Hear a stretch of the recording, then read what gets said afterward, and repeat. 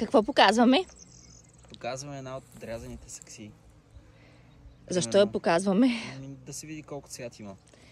Добре. В момента цъфтат може би малко по-отзад да снимаш. И се вижда колко много цвят има. Въпреки че беше орязано доста скандално и брутално. Сега дори още тепърва. Това още не е цъфнало. Супер. Така че заключението какво е? Да се реже. Да се реже, да не ги е страх хората да режат. Да.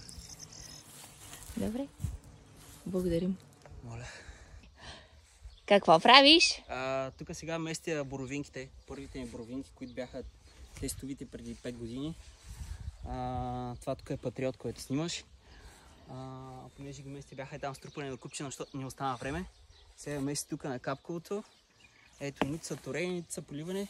Само най-важното резидба им направих. И вижте сега колко много цвят имат. Колко много разклонения. И да, сега ги местя тук малко да са по-луксозно. За резидбата линка отдолу ще сложа в YouTube как сме качили, как се режат или как поне ние ги режем, защо така ги режем и така нататък, така че ще можете да го видите. Айде, хубав ден!